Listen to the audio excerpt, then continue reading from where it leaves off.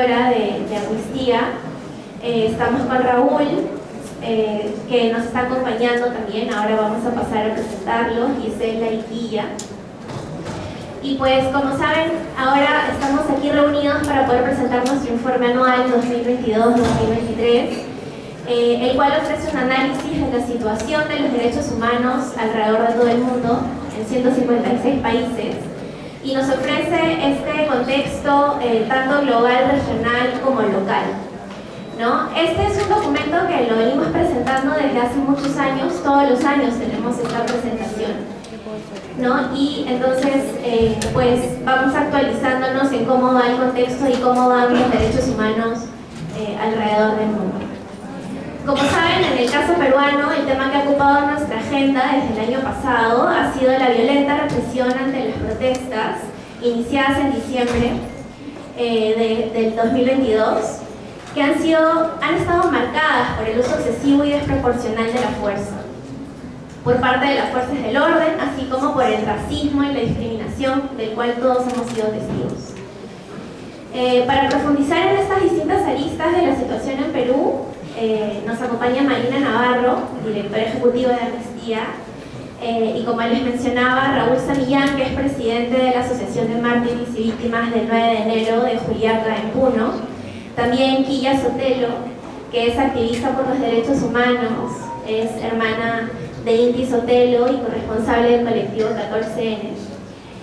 Gisela Ortiz, defensora de derechos humanos y familiar del caso La Cantuta, ¿no? Raúl, Quilla y Gisela nos van a compartir desde sus propias experiencias lo que ha significado vivir la pérdida de sus seres queridos, de sus familiares, a manos del Estado. Y su búsqueda de verdad y justicia, que ha iniciado en algunos casos hace décadas y en algunos otros hace algunos años recientes, tiene un factor común, ¿no? Y es que la búsqueda de justicia y la búsqueda de dignidad y reparación aún se mantiene vigente, ¿no? Desde hace varias décadas, y son casos también relativamente recientes. Entonces, bienvenidos nuevamente a esta sala y a esta presentación. Y pues, antes de empezar con la presentación a fondo de Perú, quiero compartirles un poco el panorama global.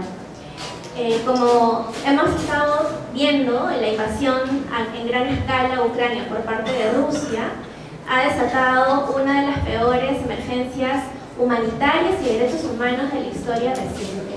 El conflicto ha dado lugar a desplazamientos masivos de personas, crímenes de guerra e inseguridad. Y además también pues una inseguridad energética, alimentaria en todo el mundo, y ha alterado aún más el sistema multilateral que se ha venido debilitando. También ha puesto en manifiesto la hipocresía de los estados occidentales, que reaccionaron con contundencia a la agresión del Kremlin, pero con ciertas violaciones graves de derechos humanos perpetrados por otros gobiernos en otros lugares. Sin duda, la contundencia de Occidente en su respuesta a la agresión de Rusia contra Ucrania contrasta marcadamente con la deplorable falta de medidas significativas ante las graves violaciones de derechos humanos que están cometiendo algunos de sus aliados, como Israel, Arabia Saudí y Egipto. Por otro lado, hemos visto también que los derechos de las mujeres corren peligro en todo el mundo ante la inacción de los estados a la hora de proteger y respetar estos derechos dentro de su propio territorio. No puedo mencionar todos los casos porque son demasiados, pero dentro de los cuales llaman más la atención por impactar negativamente en nuestros derechos, está lo que viene sucediendo en Arabia Saudí, Egipto, Irak, Irán y Yemen, en donde sometieron a mujeres activistas a enjuiciamientos, interrogatorios y otras formas de hostigamiento por denunciar discriminación y violencia por motivos de género. En Irán, por ejemplo, la policía de la moral, o llamada la policía de la moral, detuvo violentamente a Mahsa Amini por llevar fuera de su pañuelo algunos mechones de cabello. Unos días después, Amini murió bajo custodia de la policía y hubo informes verosímiles de tortura, lo que desencadenó protestas en todo el país, en los que resultaron heridas, detenidas, muertas mujeres y niñas. En general, vemos unas ansias por parte de los estados por controlar el cuerpo de las mujeres y las niñas, su sexualidad, su vida, lo que deja un terrible legado de violencia, opresión y pérdida de un gran potencial.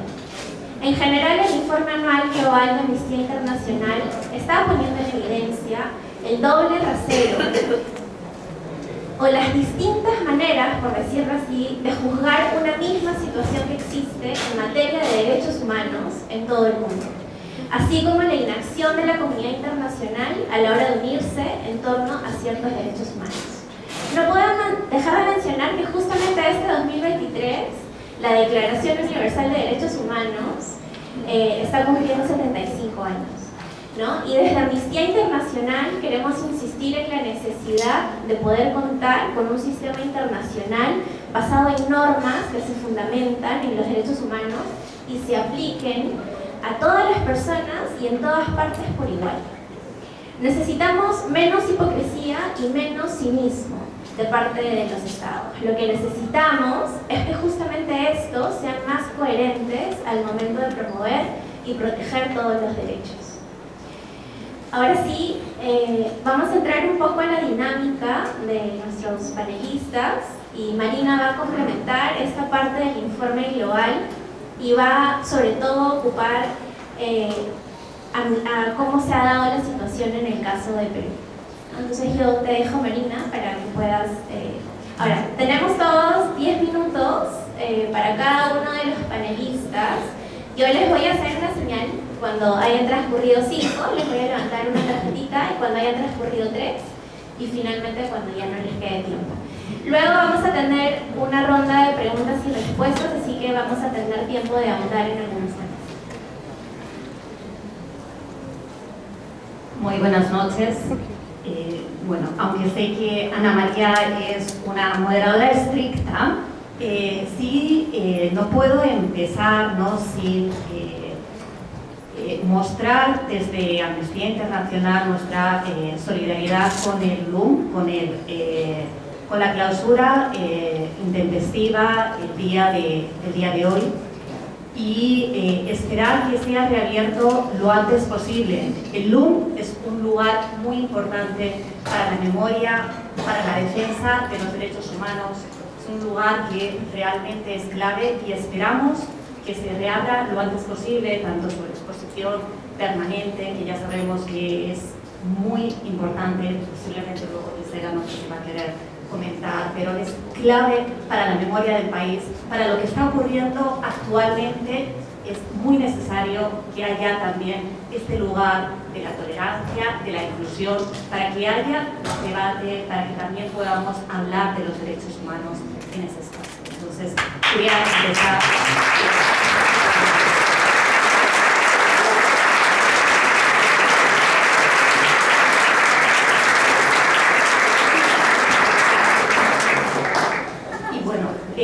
Nosotras queríamos, para Amnistía Internacional era muy importante presentar hoy el informe.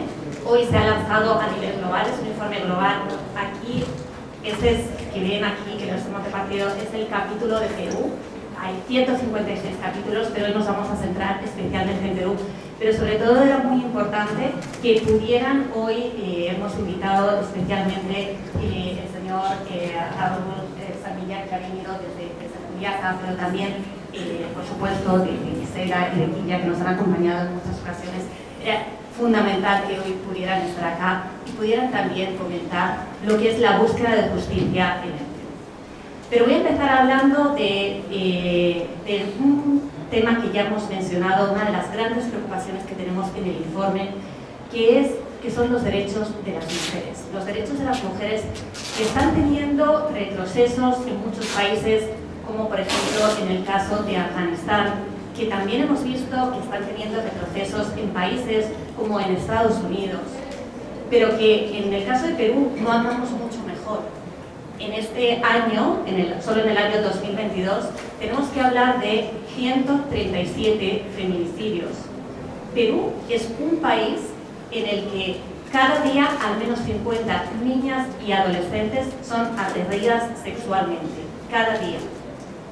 También tampoco podemos dejar de olvidar que más de 11.000 fueron desaparecidas el año pasado, niñas y mujeres. De esas 11.000, solo sabemos el paradero de la mitad.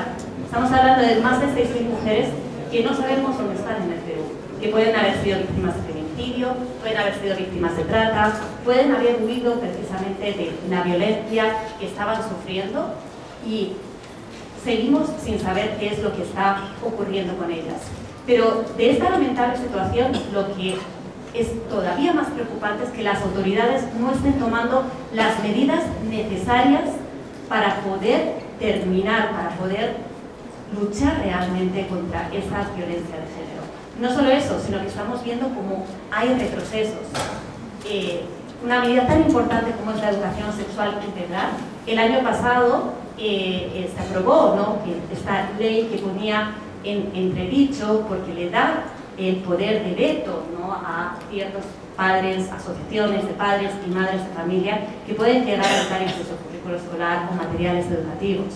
Estamos ahora, se está en pleno debate sobre incluso poniendo en peligro la posibilidad del aborto terapéutico, cuando deberíamos estar avanzando hacia un país en el que tiene tantas niñas, tantas adolescentes, tantas mujeres que son violadas diariamente y ni siquiera estamos hablando de la posibilidad del aborto por la causal de violación.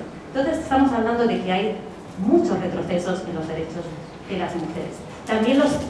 Tampoco hemos realizado avances en los derechos de la población LGTBIQ+. Seguimos sin aprobar el matrimonio igualitario, sigue sin haber ley de identidad de género. No vemos que hay avances hacia esa línea y mientras siguen sufriendo ataques y mientras tenemos que seguir lamentando las muertes, como hemos visto en este principio de año, de tantas mujeres trans que han sido asesinadas. Entonces necesitamos urgentemente que haya avances hacia los derechos de la población LGTBIQ+. Pero no pasamos tampoco un buen examen cuando hablamos de los defensores de derechos humanos, especialmente los defensores de la tierra, el territorio y el medio ambiente. Lo venimos denunciando ya durante varios años en estos informes. Venimos denunciando cómo se están asesinando a defensores de la tierra, del territorio, del medio ambiente en distintos lugares del país. La tala ilegal, también el narcotráfico, distintas actividades ilegales hacen que sea realmente una actividad de sumo riesgo defender el ambiente en el Perú. 6 defensores fueron asesinados el año pasado y estos son de los que hay actualmente reportes. A pesar de que en el año ya 2021 se aprobó el mecanismo para la protección de personas defensoras de derechos humanos, vemos cómo no se han tomado las medidas, en muchos casos no se activa y la Policía Nacional ni siquiera tiene los mecanismos, el protocolo necesario para poder activar este mecanismo. Y si bien hablamos de que a nivel global se ha reaccionado de manera positiva hacia las personas refugiadas, especialmente de Ucrania, y así es como debería ser en todos los lugares, debería ser siempre, pues vemos como los derechos de las personas refugiadas, de las personas migrantes y huyen en muchos casos de sus países, no son respetados. ¿Cuántas miles de personas, hablamos de cerca de 25.000 haitianos, que con la situación que actualmente se está viviendo en Haití, de las violaciones de derechos humanos que están viviendo en Haití, que son devueltos en la frontera, bueno, el mismo día de hoy, ¿no? Hemos visto este incendio en Ciudad Juárez, lamentable, lamentamos por supuesto todas esas víctimas, muchas de ellas personas venezolanas, que estaban allí, que les estaban devolviendo, ¿no?, a pesar de la situación que estaba ocurriendo.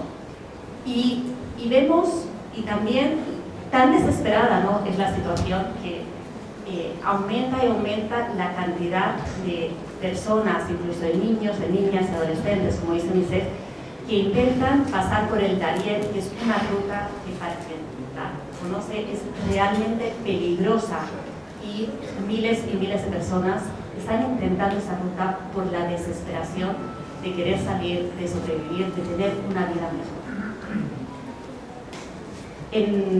En el caso de Perú también queremos decir cómo siguen también llegando hermanos, hermanas venezolanos que hay acá, mujeres que también, como veíamos, presentamos en nuestro informe, siguen sufriendo sigue sufriendo todavía mayor discriminación en cuanto a los derechos de las mujeres, porque tienen mucho miedo, tienen miedo de acudir ante las autoridades, tienen miedo de ser deportados, tenemos muchísimas mujeres, cientos de miles de mujeres que están viviendo con miedo siquiera de acercarse a las autoridades. Y por último, no quiero dejar de mencionar lo que venimos demostrando desde Amnistía Internacional en los últimos meses, que es el uso excesivo de la fuerza que ha estado, la represión que están teniendo las fuerzas del orden y que se han llevado tantas vidas. Estamos hablando de al menos 19 civiles que han muerto en el contexto de la represión. Por supuesto, también recordar a las 7 personas, 6 militares, policías, las fuerzas del orden, los que han fallecido por causa de los bloqueos. Pero quiero centrarme en algo muy importante que tenemos que decir y que tenemos que denunciar, que es que desde Amnistía Internacional ya hemos estado reportando cómo se ha usado de manera ilegal las armas letales para la represión de las manifestaciones. Se han estado usando de manera indiscriminada las armas menos letales, como el uso de perdigones, como las bombas de gas lacrimógenas disparadas directamente hacia el cuerpo, lo que significa que estamos hablando de ataques generalizados hacia la población. Y unos ataques generalizados que además han tenido un claro sesgo racista, un claro sesgo discriminatorio. Hemos estado documentando posibles casos de ejecuciones extrajudiciales, hemos estado documentando graves violaciones de derechos humanos que han ocurrido en estas protestas. Yo me voy a quedar aquí porque sé que tengo un poquito de tiempo y porque además tenemos al señor Raúl Samillán, que nos va a contar con mucho más detalle y vivido, ¿no?, desde su primera persona, qué es lo que hay, y luego, si quieren, en la siguiente parte podemos hablar un poco más del tema de las protestas y la represión que está habiendo en las protestas. Gracias.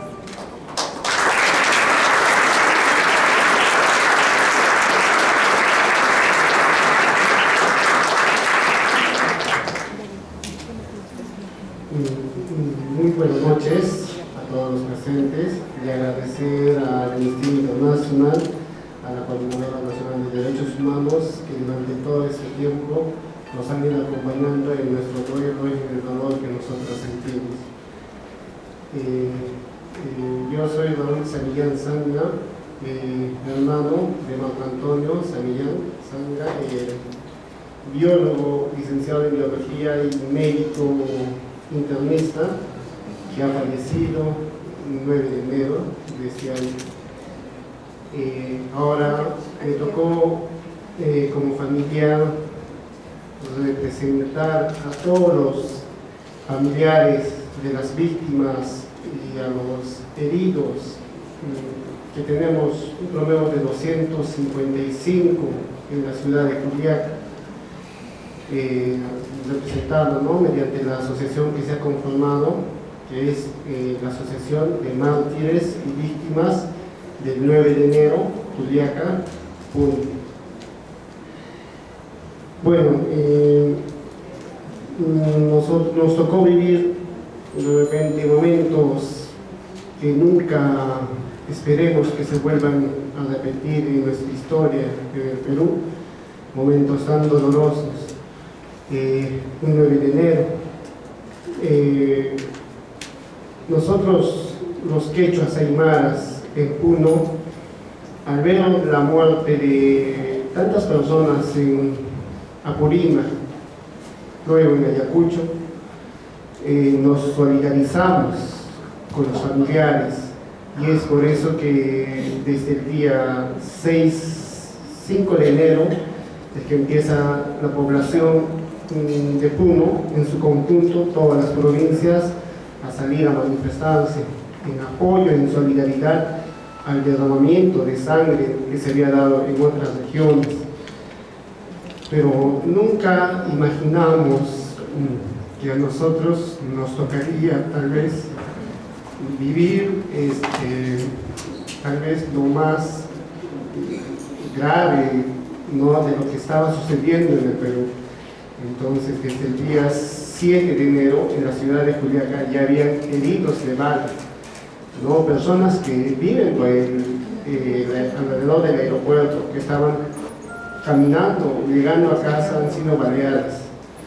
Incluso se ve también a un periodista internacional que también ha sido víctima de una de las balas, ¿no?, por parte de la policía.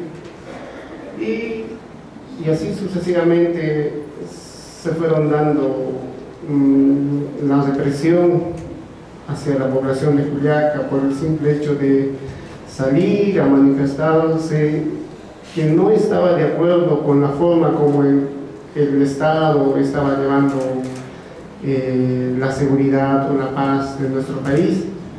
El día 9 de enero, como otro día que se estaba dándose también, nuestros hermanos de la zona norte, que son más quechuas, y la zona sur de Puno, que son los aymaras, habían decidido manifestarse de manera más conjunta para que se sienta de repente su voz, se escuche, ¿no?, y que ya no haya más represión hacia la población. Pero en el transcurrir de las horas, las cosas se fueron volviendo de repente un poco dolorosas en nuestra ciudad, debido a que la policía empezó a hacer un uso indiscriminado de armamentos de fuego, como por ejemplo las AKM, que solamente se utiliza en guerras, más no para disuadir a una población que estaba levantando su voz. Y ahí es donde a partir de la 1 de la tarde empezamos a tener heridos en la ciudad de Juliaca. Ahí es donde varios jóvenes, al ver el derramamiento de sangre, se autoconvocan y empiezan a socorrer a los heridos. Y justamente ahí estaba mi hermano, viendo personas que estaban desangrándose, empiezan ellos a acudirlos y a brindarles estos primeros auxilios, en donde nadie piensa que uno va a ir a acudir a este lugar y le van a quitar la vida.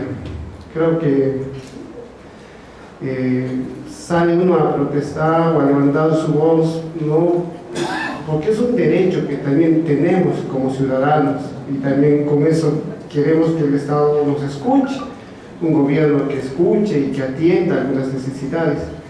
Pero lamentablemente fueron pasando las horas y empezaron las personas a caer al suelo y nunca más volvieron a levantarse. Y ahí estaban mis hermanos acudiendo justamente a un joven entre 15 años, y le cae la bala por la espalda. Y bueno, acudimos al hospital porque nos hacen un llamado. Fuimos pensando que se podía recuperar, hacer una bala en la pierna, ¿no?, que no esperábamos que él iba o lo habían quitado la vida. Pero lo más doloroso es que cuando llegamos, mi hermano fallece y lo llevan a la morgue, pero en el transcurso del tiempo empiezan a llegar cuerpos al hospital así en cantidades. Yo presencié la entrada de unos 12 a 13 cuerpos que estaban tirados en la morgue. Entonces eso incrementó de repente el dolor que siento como familiar. Y eso es lo que nosotros vivimos ese día. Y a esas de las 10, 11 de la noche, la policía siguió matando en las calles que están muy alejadas del aeropuerto, donde las personas caminan, ¿no?, donde creen que no te puede pasar nada, pero llegó la policía hasta estos lugares en donde nos quitan la vida a 3 personas. Entonces 6 se fueron sumando, y ese día en Juliaca fallecieron 17 personas en un solo día y en pocas horas, a partir de la 1 hasta las 10 de la noche. y la cantidad de heridos que tuvimos era más de 204, y todos los heridos son de bala. Tenemos las necropsias de los fallecidos, que todos han sido muertos por bala, y en cuanto a los heridos, en su gran mayoría, de los 204, son heridos de bala, que muchos de ellos, por un milagro de Dios, están con vida, porque la bala les ha atravesado prácticamente a la altura del tórax, el hombro, y ahora algunos de ellos se encuentran con la bala en el cuerpo, y no tenemos la atención del Estado en cuanto a salvaguardar pues, sus vidas o a que ellos puedan recuperarse. Están ahorita abandonados, no se tiene esa atención inmediata, ¿no?, para cuidar de sus vidas. Entonces, eso es lo que nosotros hemos vivido y estamos viviendo en estos momentos en la ciudad de Juliaca. Y también en cuanto a lo que es el proceso de investigación, no se ha llevado como debería de ser, porque no se hicieron las diligencias respectivas para investigar y alcanzar lo que es justicia o responsabilizar a las personas responsables de toda esta masacre que nosotros hemos vivido. Es por eso que el fiscal de la Nación designa a un fiscal en crimen organizado para que lleve el caso, lo cual no corresponde. Ha habido muertos, todos de bala, y designan a un fiscal de crimen organizado, y ese mismo día en el hospital a los heridos de bala, el fiscal vino sin importarles si estaban bien o estaban prácticamente a punto de perder la vida, los estaban interrogando. Entonces, no siquiera tuvieron la sensibilidad como humanos de preocuparse primero por la salud de nuestros hermanos heridos. Solamente les interesaba involucrarlos y juzgarlos prácticamente desde ese momento, ¿no?, como crimen organizado, como si ellos conformaran una banda de delincuentes, ¿no? Y eso es lo que también a nosotros que nos ha indignado como personas. Y ahora como asociación nosotros buscamos esa justicia, esperamos que las instituciones como el Ministerio Público, el Poder Judicial, puedan darle celeridad en la investigación, pueda haber transparencia en la investigación para que se pueda alcanzar esa justicia que nosotros lo anhelamos, creo, porque es creo que algo que nos pueda dar paz, tranquilidad. Tal vez no nos devuelva la vida de nuestros familiares, pero creo que con esa paz aprenderemos a vivir sabiendo que las personas responsables puedan pagar por el daño que han causado, y que en el Perú nunca más se vuelva a vivir ese tipo de escenas, porque es muy doloroso. Solo quería eso. Gracias.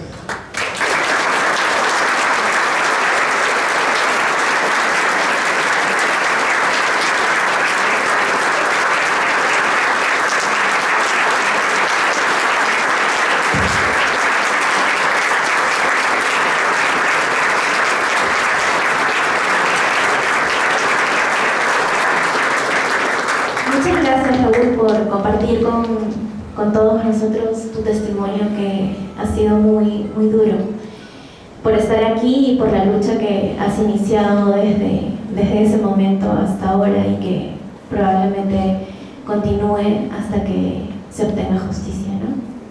Entonces vamos a pasar a hablar con Kia, que también nos va a compartir su experiencia. Kia de Águila. Bueno, ante todo, buenas noches. Gracias a Amnistía, gracias por la invitación y el poder nosotros como familiares manifestarles, ¿no?, lo que hemos venido pasando en este tiempo a raíz de lo sucedido. Bueno, entre las preguntas que me comentaban, una de ellas decía, ¿no?, ¿qué ha significado para ti, tu familia, esta búsqueda de justicia, ¿no? Ya son prácticamente 3 años con los que estamos ahorita nosotros en este proceso que, claro está, recién estamos iniciando, lo tenemos claro. Bueno, para serles sinceras, he hecho un speech que lo tengo aquí y prefiero leerlo, porque también sé que en este momento es bastante fuerte, así que prefiero expresarme sin un buen speech, siempre lo hago de manera ligera, pero esta vez con ella. Bueno, cuando me hacen esta pregunta, hoy en día me la hago muy consciente, más que antes, en 2020, ¿no? Y pues quizás muchos dirán, ¿pero por qué? Porque es que ahora recién que las están conscientes. Pues porque justamente escuchando al compañero, los sucesos se repiten y por montón, lastimosamente. Los asesinatos ya no son solo 2, en ese momento fue mi hermano y Brian, y 80 heridos, si no me equivoco. Hoy en día, como bien escuchábamos al compañero, son más de 60 personas asesinadas, 60 familias enlutadas y más de decenas de heridos, muchos de gravedad. Entonces, por ello es que más hoy en día se me hace consciente ello. Y obviamente estos asesinatos, esta pérdida de nuestro ser querido, es una secuela que de por vida la vamos a tener. Como cualquier persona, creo que como usted, como yo, familiar, que es un hermano, un sobrino, un nieto, ya no está para ti. La persona en sí ya no está. El proyecto de vida está truncado, netamente. Nosotros queríamos evitar justamente esto, por eso como familia emprendimos esta búsqueda de justicia, para crear un precedente que ayude a que esto no se repita. Sin embargo, lastimosamente vemos ello, pero aún así seguimos persistiendo, justamente por ellos, y ahora más todavía, en ese aspecto. Y con el rol que hemos tomado, pues, de todo, sinceramente comentarle también al compañero, ¿no? Nos cruzamos con gente que también obviamente desde su ignorancia te pregunta y te dice, ¿no? O sea, sigue con tu vida, ¿no? Ya pasó, ya acabó, no te agarres de eso, tu hermano ya no está. Pero desde su ignorancia y su ser empatía te lo mencionan. Sin embargo, no saben, desconocen, y lo cual obviamente lo respeto, de por qué nosotros continuamos. Es algo más, así de personal, claro que sí, porque fue mellizo, pero también es algo social, porque sabemos que cuánta población fue vulnerada en aquellas noches, y actualmente ellos también persisten por ello. Luego, bueno, muy aparte de ello, también todos los 3 años, lidiar con un Estado, con un gobierno, con autoridades, ¿no? Que supuestamente te tienen la mano para ayudarte, pero solamente es hipocresía, ¿no? Porque no hacen más que eso, no agilizan las cosas, más bien nos truncan diferentes situaciones, y lo hemos venido viviendo nosotros también, como muchas familias que también hoy en día en Perú y en el extranjero viven diferentes violencias, pero muchas que te quitan pues la vida, el derecho a la vida, que es lo más grave en este caso. En todo caso, también con respecto a cómo nosotros nos hemos organizado, pues en el 2021 fue que nosotros hemos podido, y de lo cual justo comentaba la compañera, soy corresponsable del colectivo Coordinadora 14N, que se fundó justamente para nosotros buscar justicia por el asesinato de mi hermano, de Brian y la decena de heridos. Sin embargo, también a partir de la fecha nos hemos sumado con muchas más personas, muchos más casos que no son escuchados, que quizás no tienen la visibilidad que el caso que tenía mi hermano. En este caso se podría decir que hay un privilegio en ese aspecto, pero ¿cuántos casos son silenciados? Entonces también nosotros en ese aspecto le damos voz, porque tienen que ser escuchados, compañeras que han perdido a sus hijas por feminicidio, y lo venimos viendo justamente. Entonces todo eso también nosotros hemos venido organizándonos, pero agradecerle a la población en sí y a diversos compañeros, fotoperiodistas, fotoconvocados, del arte también, cantantes, que se han sumado para ello, para realizar plantones, protestas, vigilias, y como se dice, y hay un colectivo, el arte contra la dictadura, ¿no? Entonces sí, hay que sumarnos a ello, demostrarles que desde la violencia nosotros no estamos buscando venganza, sino simplemente justicia. ¿Y por qué? De la mano del arte, de las canciones, de la poesía, de los murales, los compañeros que hacen grafitis, hacen murales, tantos que se han dado y que también muchos han sido vulnerados. ¿Qué les hacen los murales? Nada, son memoria, y esa memoria justamente es la que quieren borrar, y lo que nosotros no vamos a permitir. Y por último, nosotros ¿qué le pedimos? Diría, ¿qué le exigimos al Estado? Porque estamos en la posición de exigir como familias de víctimas que nos han sido arrebatados ante nuestro familiar. Como bien decía el compañero, salieron una noche a protestar, a ejercer este derecho, y que lo vulneraron, lo mataron, llegaron a casa en un ataúd. Y eso se sigue repitiendo. ¿Cómo es posible? Entonces nosotros exigimos al Estado netamente que sea una investigación objetiva, netamente objetiva.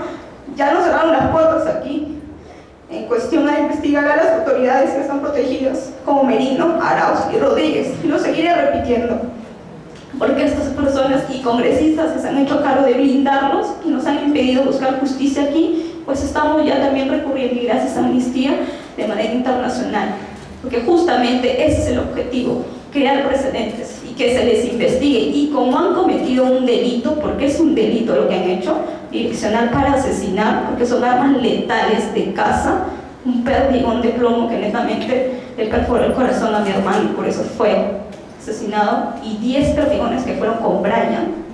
Entonces todos de la parte para arriba, que no está permitido, y ellos mismos violan el manual de la policía y no dicen nada. Entonces justamente eso nosotros exigimos, una investigación objetiva y obviamente necesario, la sanción responsable para cada uno de ellos, porque no pueden seguir asesinándonos por nosotros ejercer este derecho. Lo están haciendo, lo continúan haciendo, pero seguiremos estando personas y familias ahí presentes para que esto no se repita, porque es importante la voz de la familia. Sí, es duro, hay momentos en los cuales tú decaes, pero justamente después tenemos a muchas personas, y se lo agradecemos de corazón, que acompañan a mi familia y a muchas familias, y nos hacemos fortaleza. Gracias también a Gisela, que pude conocerla, y a muchos compañeros más que llevan una trayectoria de búsqueda de justicia tremenda y no desfallece, y para ellos mi admiración, y por ellos que nosotros también seguimos de pie aquí. Y a lo mismo también exigimos que se generen medidas de no repetición. ¿Entre qué exigimos? Pues obviamente que bajen abajo la ley del gatillo fácil, que les permite que nos sigan matando. ¿Qué más? Que se retire una reforma policial total. Hay malas autoridades dentro de la PNP, no se involucra a todos, pero muchas de ellas están manchadas de sangre porque han atacado, y hay videos claramente. El compañero que estuvo de 36 perdigones, ahí está el video, cómo lo mataron, y aún así este personal seguirá, igual como el de mi hermano, sigue persitenorio, sigue en función, sigue ejerciendo cargo. Nos quieren bajar también esta investigación a los 12 policías. Ya lo quisieron hacer una vez, nos pronunciamos, para nuevamente lo quieren hacer, y nuevamente estaremos presentes. Y solamente recalcarles que es sumamente importante que como nosotros en población, ahora como estamos aquí y en redes, estar presentes. Somos la única fuerza, no hay otra forma que nosotros podamos estar buscando justicia. Si no nos hacemos presentes, no estamos en plantones, no estamos con los casos, ellos va a ser muy fácil de cambiar la versión o cambiar la historia, como muchas veces lo quieren hacer. Y agradecerles por estar hoy aquí con nosotros de Amnistía también.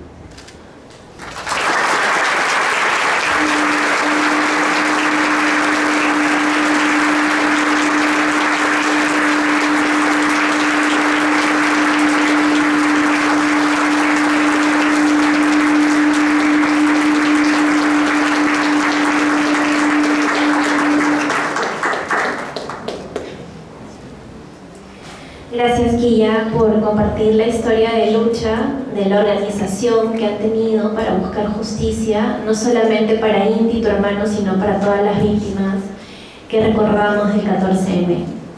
Finalmente vamos a escuchar ahora a Gisela Ortiz Perea.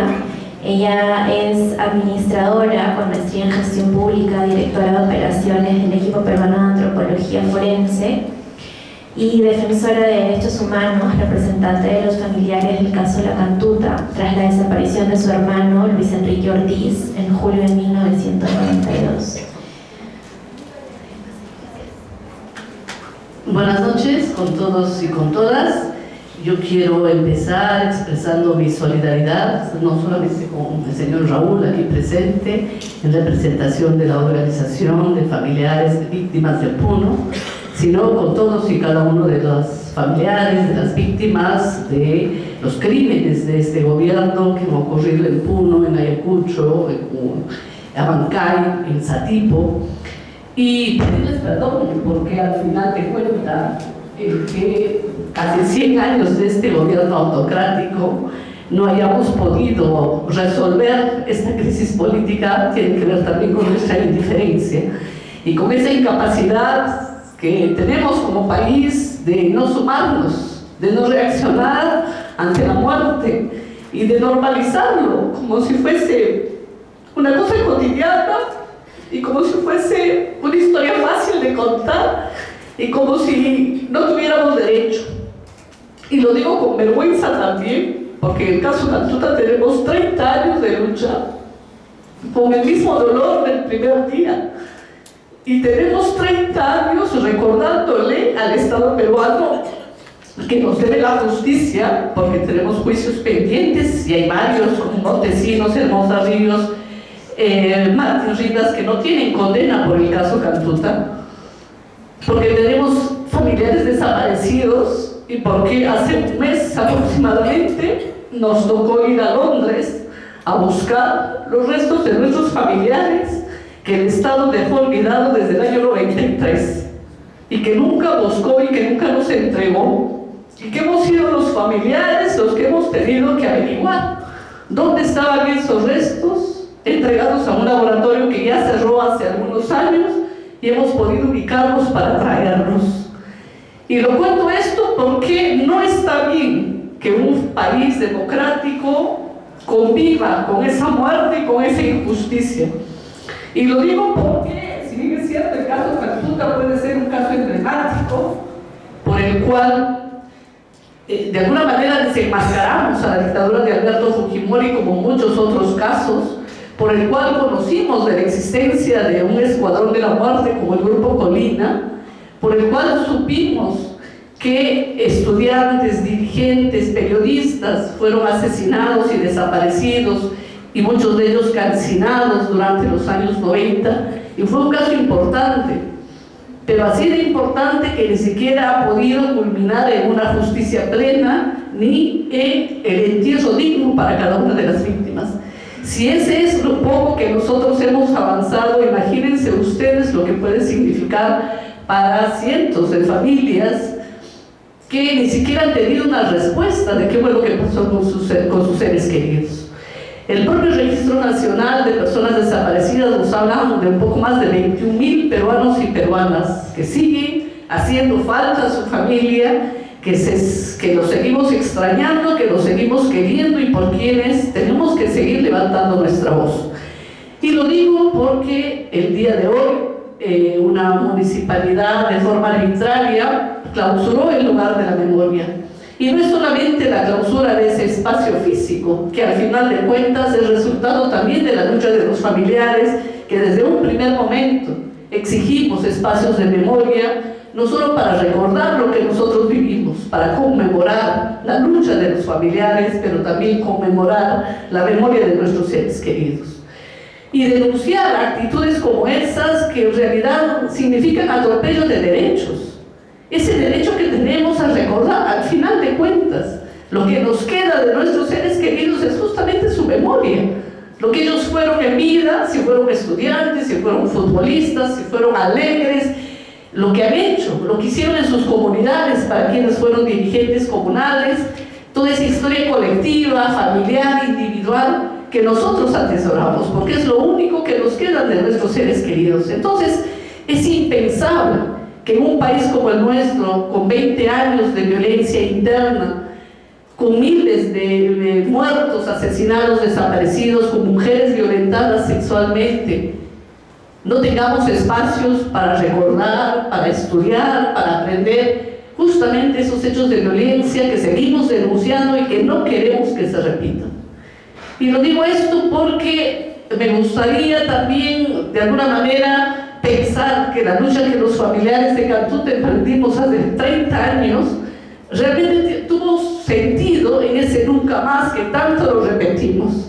Y duele reconocer que al final se va convirtiendo en una frase que lo decimos para convencernos nosotros mismos decimos que tiene que haber un nunca más, que la respuesta primera que da el Estado peruano no puede ser mandar a policías o al ejército a reprimir, a golpear, a tirar bombas lacrimógenas, a disparar, a asesinar.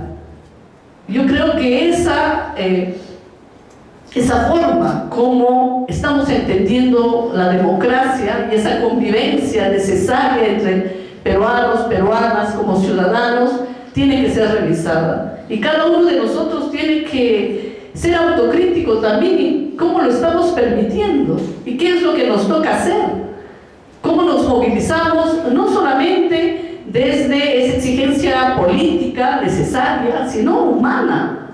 Y cuando leemos a veces los comentarios de quienes se dicen creyentes, católicos, que defienden la vida, pero justifican la muerte, pero siempre le van a encontrar un sentido al por qué la primera respuesta es el crimen, pero siempre se van a alegrar que nos arrebaten nuestra memoria.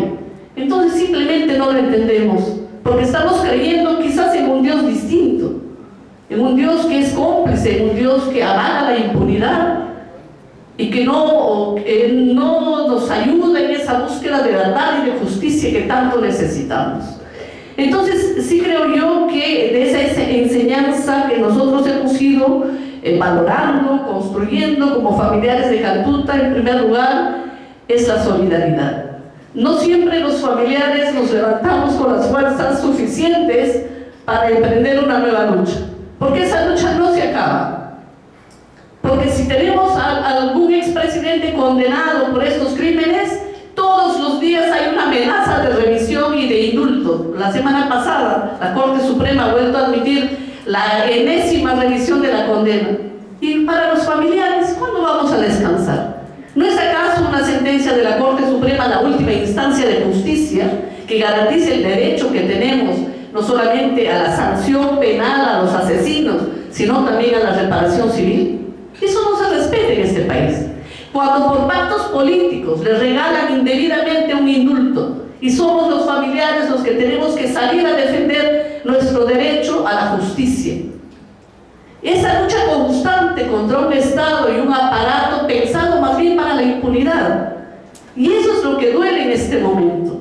Porque estos 60 compatriotas asesinados cobardemente por este gobierno de Dina Boluarte van a tener que recorrer ese largo camino que ya lo hicimos nosotros, para pelearse con todos los funcionarios, con todas las instancias del Estado, para explicar que tienen derecho a la justicia y que tienen derecho a la verdad.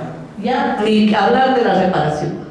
Entonces, ¿cómo enfrentamos a un Estado que en ningún momento tiene un gesto de solidaridad con las víctimas y con los familiares? ¿Qué cosa tenemos que cambiar para que también ese Estado, así como defiende a los asesinos, que son sus agentes, que son policías, militares de la Marina, expresidentes, exministros, también nos defienda a nosotros como ciudadanos y ciudadanas? Entonces, yo sí quiero cerrar mi participación expresando mi voluntad de sumarme a la lucha y exigencia de los familiares como Quilla, como su familia, que siempre estamos de manera conjunta en muchas actividades, pero también de los hermanos de Puno y de todas y cada una de las víctimas. Creo que tenemos que fortalecernos entre nosotros, darnos cuenta de lo que hemos hecho, lo que ha funcionado, lo que nos toca hacer. Porque más allá de esa estrategia legal tan necesaria, también hay que pensar en una estrategia mediática, también hay que pensar en una estrategia más pública de movilización, de acciones desde el arte, de cómo vamos abriéndonos espacios para hablar de estos hechos. Al final de cuentas, como familiares también hemos construido este país que lo seguimos defendiendo. En esa lucha constante contra la impunidad, esa es la apuesta que hemos hecho los familiares. Desde la histórica inicio de lucha de las madres de Anfacep en Ayacucho, a lo que hemos venido haciendo otros familiares de casos conocidos o no, pero que nunca dejaron en el olvido a sus seres queridos y que nunca dejaron que la muerte sea la respuesta que también nosotros les demos, o nuestro silencio, o simplemente el miedo. Entonces, invitarlos a todos y cada uno de ustedes también a sumarse desde los diversos espacios a a esa exigencia de justicia, a esa exigencia de encuentro con nuestra historia y con nuestra memoria. Gracias.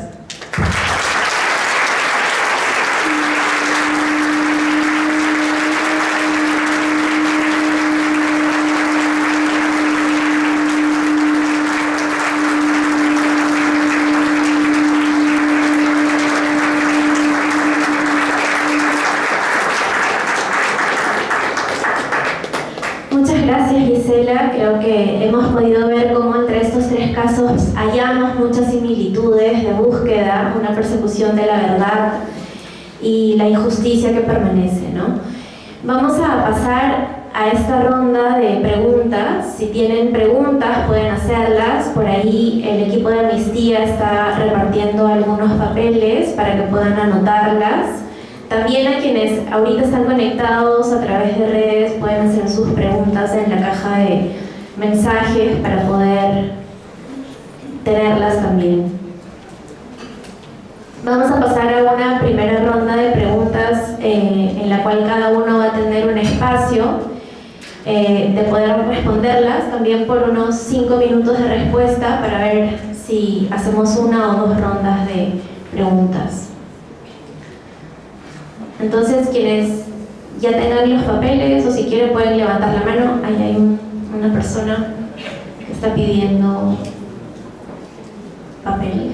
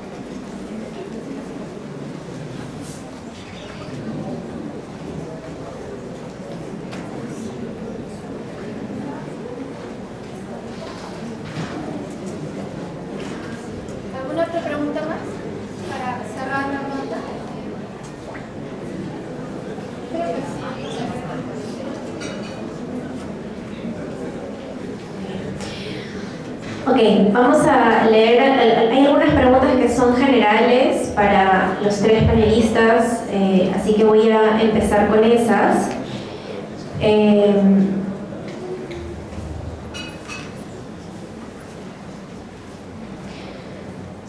Para el señor Raúl Santillán, la pregunta es: de los heridos y fallecidos, aproximadamente ¿cuántas son personas de comunidades con mayor dificultad de acceder a justicia y al sistema de salud? Y si ya está funcionando la nueva Fiscalía de Derechos Humanos en San Román.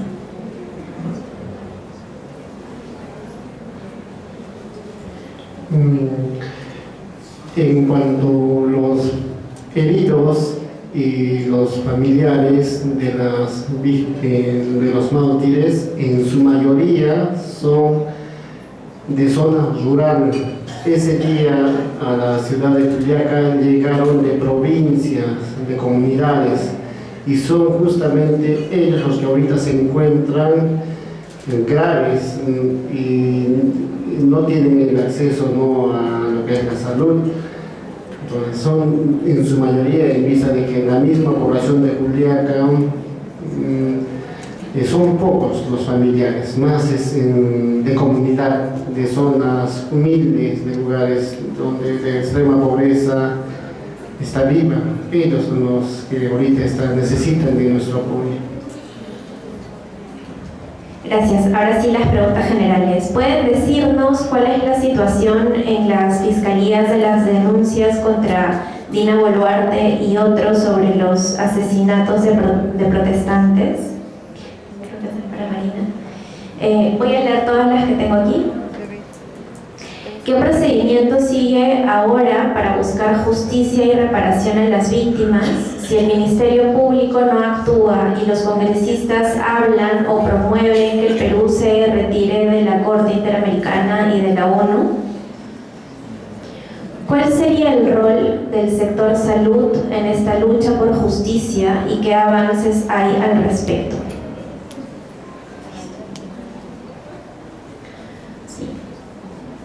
¿Cuál es el rol del sector salud en esta lucha por justicia y qué avances hay al respecto?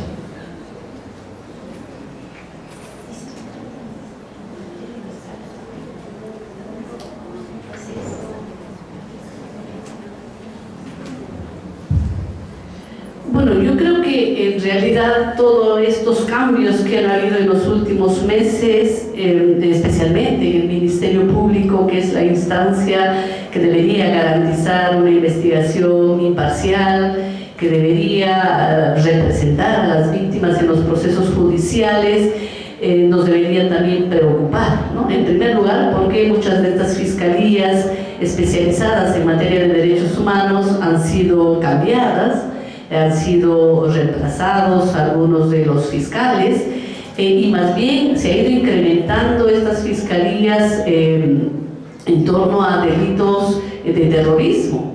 Entonces, ¿cuál es la lógica? Es decir, ¿existe un terrorismo creciente en nuestro país que pueda justificar un cambio de función del Ministerio Público? ¿O acaso lo que se está viviendo en los últimos 100 días son violaciones a los derechos humanos de ciudadanos que se movilizan? ¿Son parte de algún aparato criminal? ¿Cuál es la lógica por la cual se hacen estos cambios que pueda llevar realmente a tener la garantía que va a haber una investigación imparcial? Yo creo que esa es la primera preocupación. Y lo otro, por supuesto, es que hay mucho apresuramiento, ¿no? en algunas acciones que hace el Ministerio Público y en otras una dejadez tremenda, ¿no? Y eso también nos debería preocupar. Lo que creo que sí es importante es que a estas alturas es fundamental no solamente la vigilancia ciudadana, el estar siempre atentos a estos cambios y repercusiones, y el poder denunciarlos. Creo que también las redes sociales, los medios de comunicación alternativa son realmente aliados para este proceso de denuncia constante. En el proceso que abrieron contra la señora Dina la semana pasada o hace 2 semanas, algunos abogados de la parte civil denunciaron que era un fraude. En primer lugar, porque Presidencia de la República había sacado una nota de prensa señalando que la señora ya había ido a declarar al Ministerio Público y todo muy bien. Y en primer lugar, nunca se había dado la diligencia.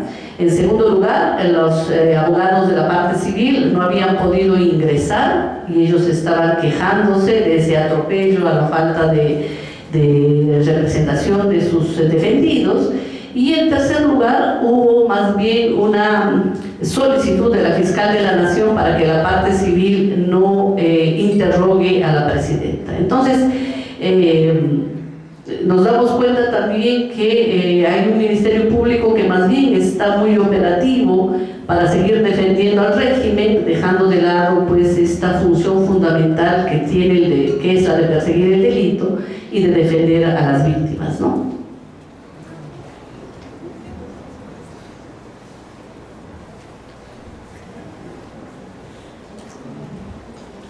Sí, bueno, con respecto a la Fiscalía, al menos de los 4 casos que estamos viendo que tenemos información desde Amnistía Internacional, están básicamente en fase de investigación, tanto en Ayacucho, en Andahuaylas, en Puno y el caso de la presidenta. Entonces, eso es lo que podemos decir.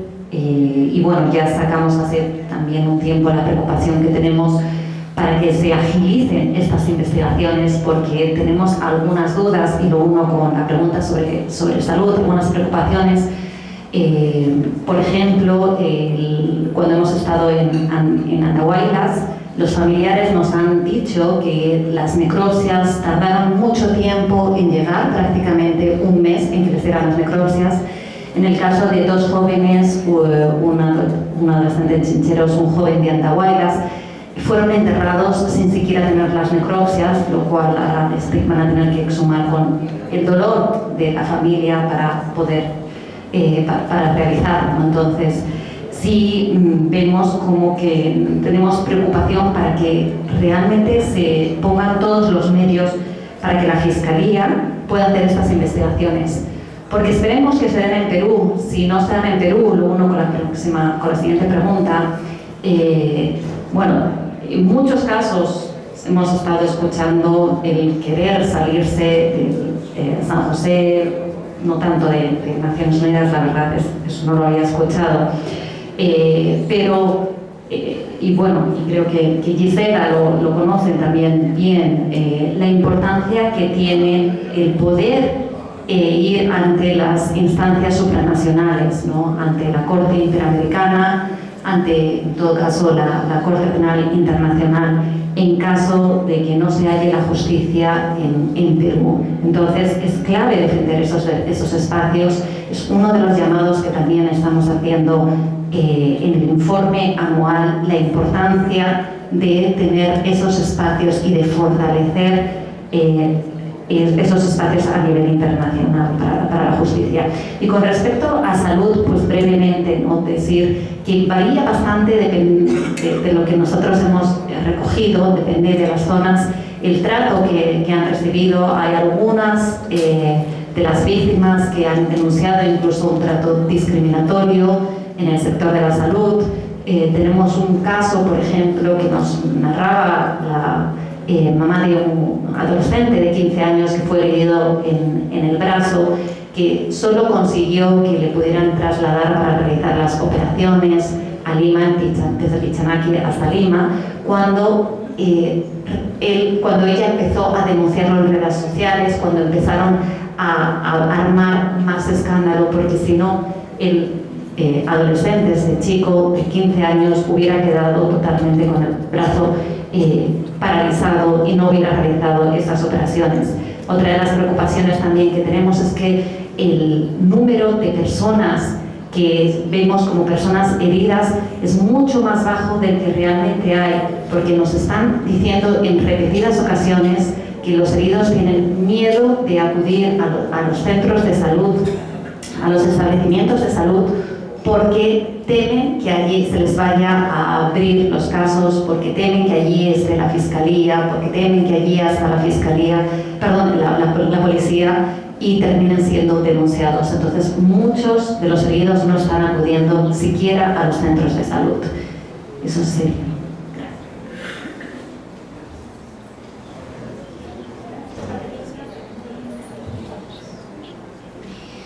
Ok, tenemos una pregunta para Quilla. ¿Qué argumentos tienen los abogados para cerrar el caso de Inti? Bueno, sí, en respuesta a ello, los argumentos son claros, precisos y tenemos toda la evidencia del caso, ¿no?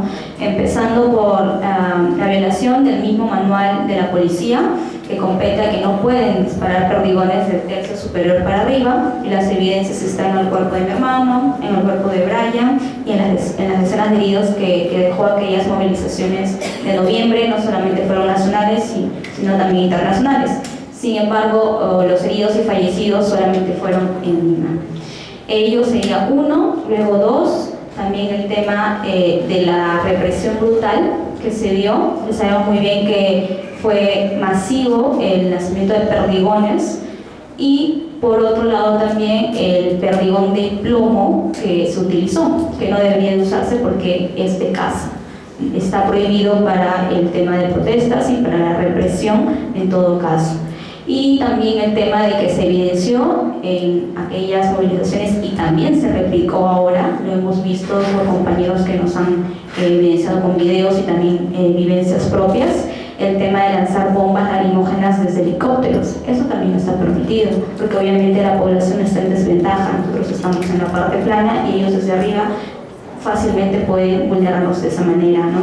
Entonces hay una decena de situaciones que los abogados mencionan que van para la defensa del caso. Sin embargo, nosotros tenemos también claro de con quién y contra quién estamos luchando y peleando, que es el Estado y la Policía Nacional del Perú, y lamentablemente se protegen entre ellos. Sin embargo, ya está presentada ante la Fiscalía videos, fotos, testigos que también apoyaron, bueno, en el caso de mi hermano, puedo hablar por ello, lo apoyaron, lo auxiliaron y tuvieron también la valentía de poder yo manifestar ante la Fiscalía. Entonces, todo ello nosotros tenemos de pruebas y también se pudo, en todo caso, para contrastar, porque mencionaban mucho de que eran vándalos, de que estaban atentando contra la policía, que le estaban golpeando, pues justamente prácticamente un año con Pacha, mi hermano, los dos netamente, ser sincera, ni dormir ni comer, queríamos saber qué había pasado con Inti. Y gracias a Dios su celular llegó a las manos de mi madre y con ello nosotros podemos reconstruir el antes, el durante y el después. Y le refutamos con evidencia, no solo con palabra, que él en ningún momento estuvo atacando. Lo que hizo fue tomar primera línea, que es desactivación de bombas. Y justamente esa noche se vulneró a muchos compañeros que tomaron esta posición. Entonces, ¿por qué? Porque justamente les impedían a la policía de seguir atentando de la manera que lo estaban haciendo. Y obviamente fueron su blanco. Entonces, todo ello está presentado y nosotros estamos muy firmes y claros con lo que estamos viendo.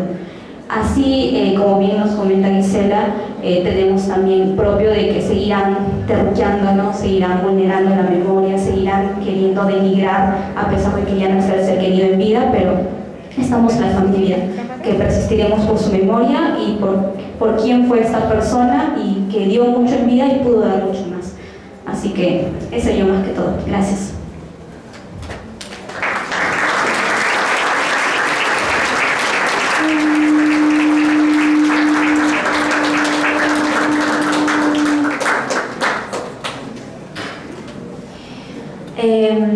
Tengo una pregunta para Raúl. ¿Tienes alguna esperanza de justicia con este gobierno? Bueno, creo que como se están dando las cosas, esa esperanza en este gobierno lo vemos un poco lejos. No creo que se dé. Más bien estamos esperando que el gobierno escuche el pedido de la población y que se adelanten las elecciones para que tal vez de esa manera se pueda viabilizar, agilizar la investigación, que sí pues tengamos ese acceso a lo que es la justicia.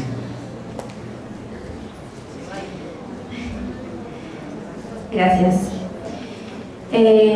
Para Marina, ¿qué opinión tienen sobre el silencio de la Corte Interamericana y el retraso del informe?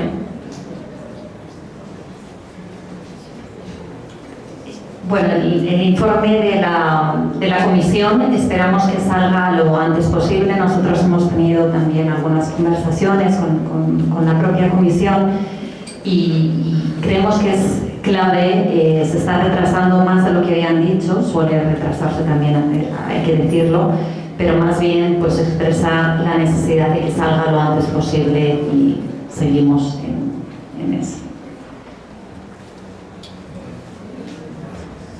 Una pregunta que es general y es para todos los panelistas es ¿cuáles son las acciones a tomar ahora? ¿Y cómo ven el camino a futuro en este recorrido de búsqueda de justicia?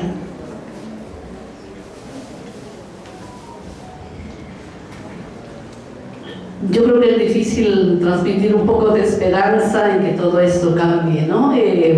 ¿Cómo logramos que realmente haya una reacción no solamente del Congreso, sino también del Ejecutivo, de darse cuenta que no solamente las encuestas señalan que ella no tiene legitimidad, que no representan a nadie y que es necesario una convocatoria a nuevas elecciones. ¿Cómo hacemos para que en esas nuevas elecciones no tengamos el mismo panorama que siempre nos enfrentamos cada vez que vamos a la segunda vuelta, ¿no? Entonces es bien complejo, creo que la propia situación. Pero sí creo yo que es importante el seguir denunciando lo que ha ocurrido con todo derecho. La familia tiene que insistir en este derecho a la verdad, a saber quiénes son los responsables, y ahí los medios de comunicación ayudan sin duda en la identificación con nombres, apellidos, con grados de quiénes son los que ordenaron y ejecutaron las órdenes de disparar, por un lado. Y la movilización, y cuando hablo de movilización no es solamente la movilización ciudadana en las calles, que de alguna manera no ha dejado de ocurrir desde diciembre del año pasado. Algunas fechas con una mayor cantidad de gente, otras con menos, pero creo que siempre ha estado la movilización en uno mismo, ¿no? Hay 2 días a la semana que se siguen movilizando.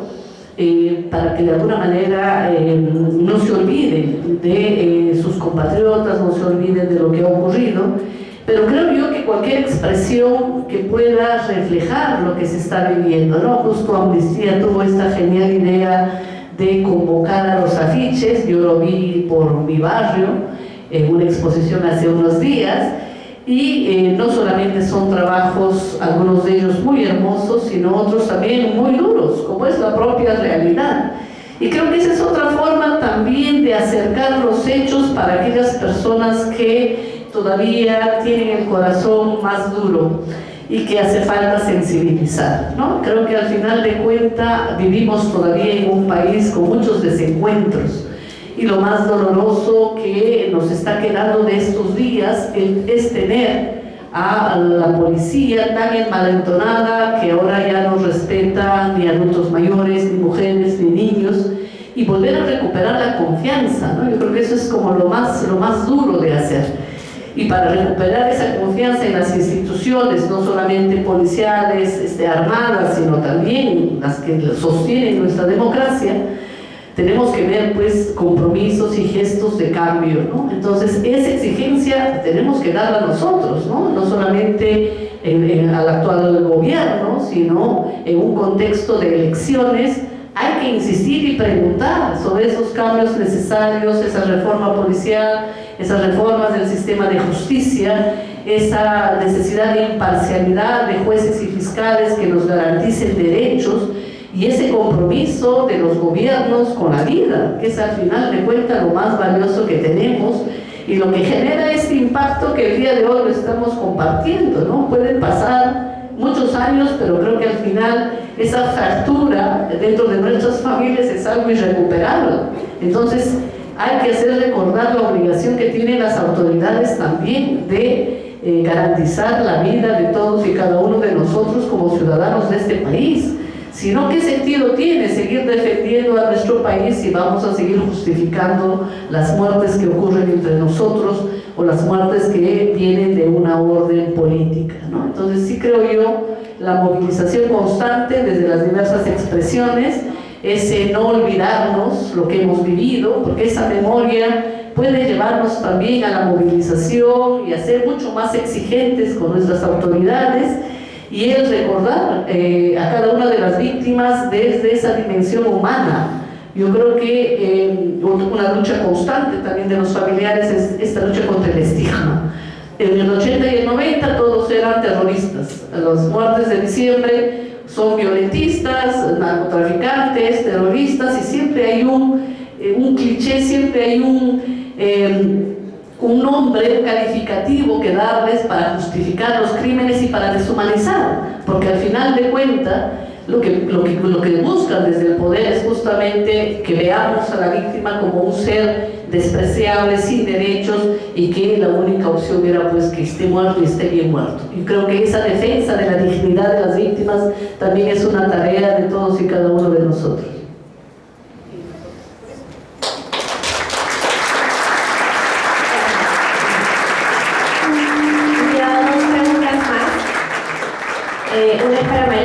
dice, desde 1980 hasta la fecha hay 166 personas fallecidas, no hay ni un policía en la cárcel. A partir de la fecha, ¿qué va a hacer Amnistía Internacional hoy en día con el aumento de la violación de los derechos humanos?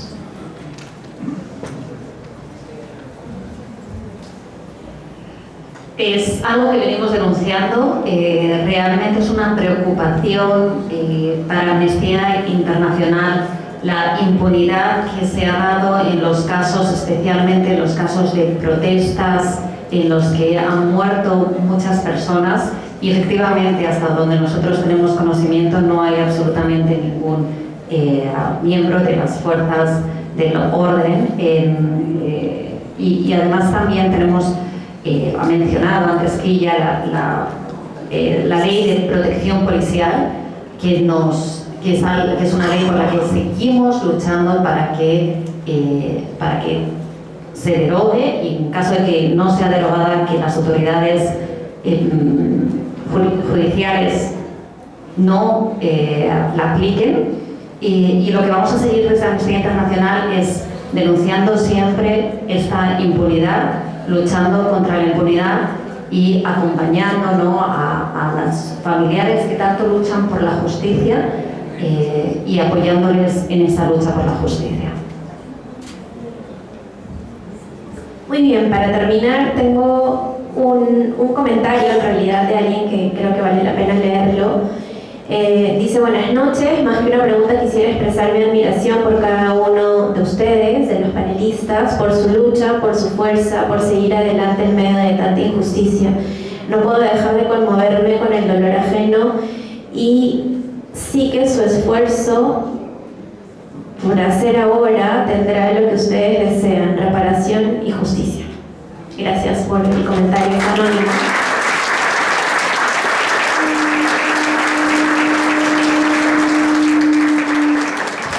Bueno, y para terminar, quisiera agradecerle a los panelistas por habernos acompañado, por haber podido contarnos su experiencia desde su lucha tan íntima y también que inspiran a otras personas a poder sumarse, a apoyarlos en esta lucha de búsqueda de justicia. Hay una pregunta que quisiera aprovechar en responderla, que es, desde la sociedad civil, ¿cómo apoyamos esta búsqueda que ustedes están viviendo?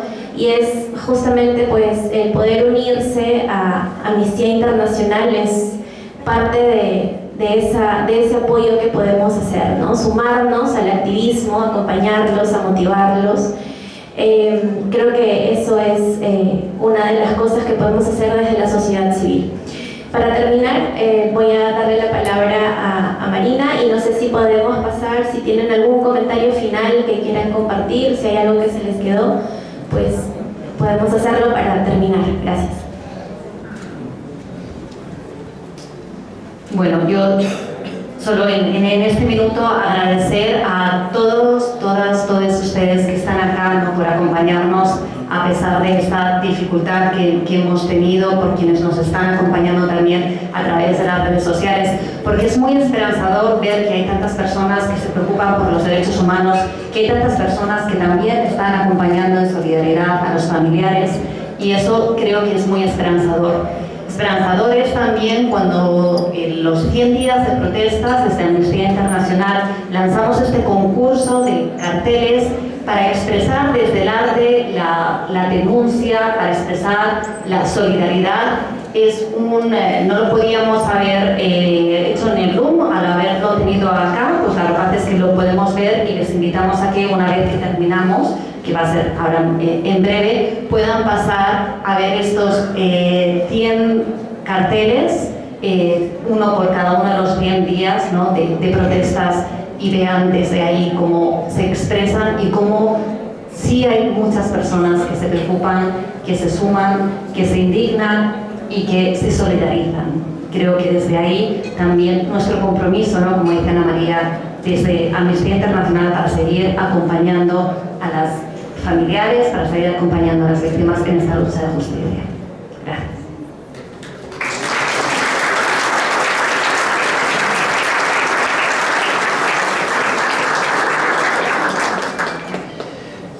yo quisiera agradecerles a todos por el interés que tienen hacia los hechos desde los 80 hasta nuestros días de hoy. Ha venido tanto daño hacia las personas familiares, ¿no? Y lo que yo quisiera es que se tenga presente y que esto nunca más vuelva a pasar en el Perú, que nosotros no nos olvidemos de este derramamiento de sangre y que no se institucionalice, ¿no? Que no se justifique las muertes, ¿no? De las personas, porque también tenemos los mismos derechos, ¿no? Vivimos en un país democrático y por lo cual se debe respetar la vida, la salud, la integridad de todas las personas. Y quisiera agradecerle inmensamente a todos los hermanos de Juliaca, de Puno, porque fueron las personas que se han hecho presentes con el apoyo hacia los hermanos heridos en estos momentos, a los abogados que de manera desinteresada, sin cobrar un sol, ahí están apoyándonos para que nosotros podamos alcanzar justicia. Solo eso. Gracias.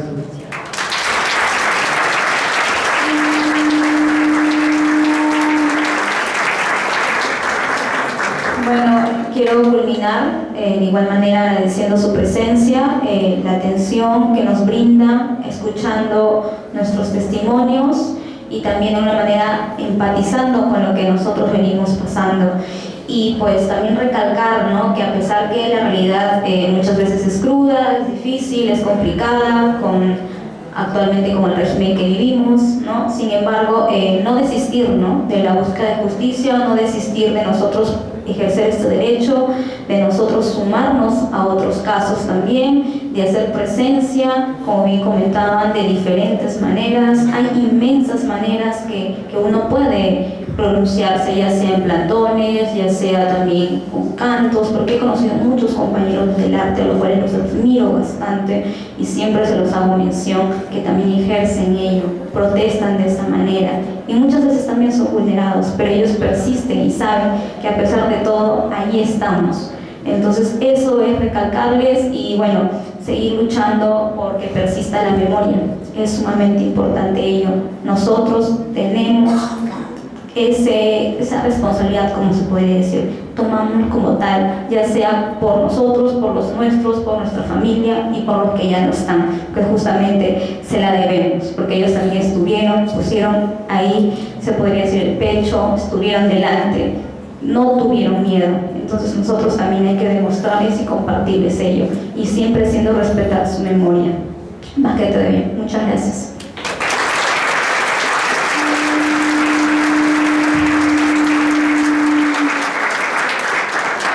Muchas gracias a todos y todas por estar aquí, por la solidaridad que sostiene la lucha de los familiares, que nuestras democracias no se sostengan ni se mantengan sobre la sangre de nuestros seres queridos, que nuestra memoria sea lo que nos motive a seguir luchando, a seguir exigiendo derechos, a no olvidar los crímenes de los 80, de los 90, de noviembre del 2020, los crímenes de diciembre y de enero de este año. Que todos y cada uno de nuestros muertos vivan en nuestra memoria y sean la voz y la fuerza que necesitamos para seguir luchando. Gracias.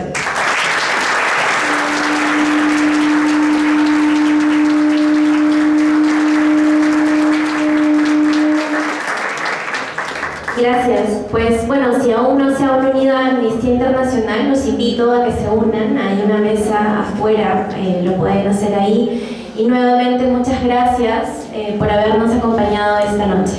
Gracias.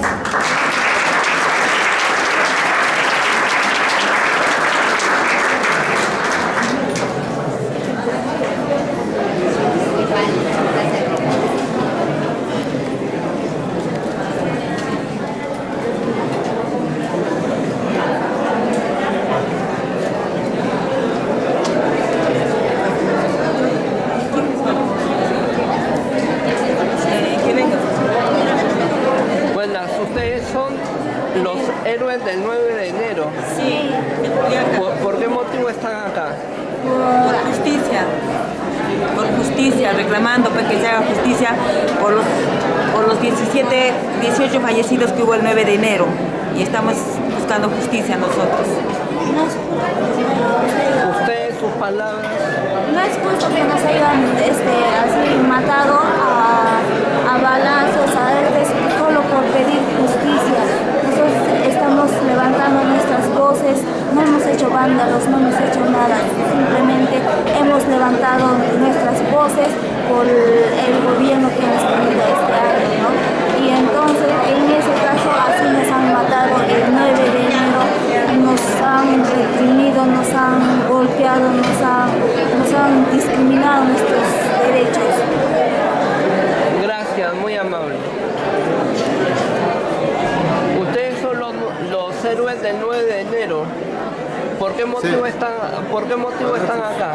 Son nuestros hermanos que fallecieron. ¿Ah? 9 de enero por nuestros hermanos que fallecieron. ¿Ya? Ahorita que mis hermanos que fallecieron, por eso estoy aquí. Yo ahorita recientemente, yo por mí, ahorita por mi hermano, Héctor, estoy aquí. Si no se fuera mi hermano aquí, no se puede estar aquí. Pero estoy aquí luchando por mi hermano. Siempre voy a estar adelante. La sangre derramada no se olvida. Eso no me olvida. Gracias, muy amable.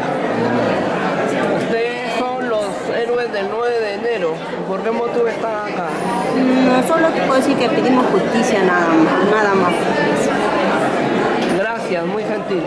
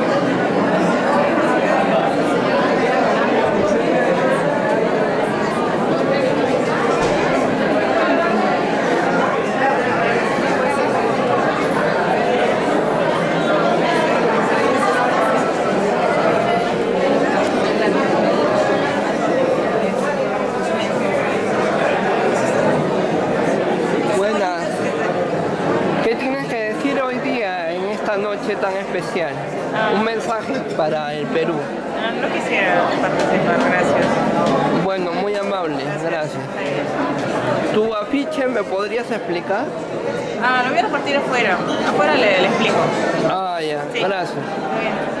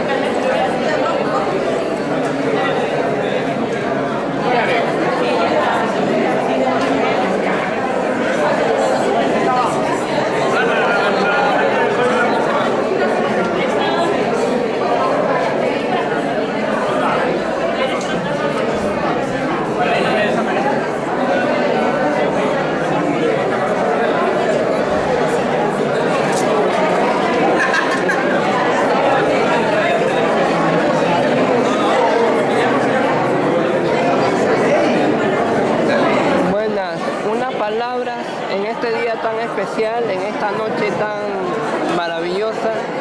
Bueno, felicitaciones a Amnistía por su enorme trabajo que hace a nivel global y por supuesto por su actividad aquí en el país también. Ayuda a construir un mundo mejor. ¿Cuál es el balance de esta coyuntura política que estamos ahora viviendo? Me abstengo de hacer ese tipo de comentarios en este momento. ¿Su nombre? Hans. ¿Su nombre? Hans. Ya, gracias, muy amable. Gracias.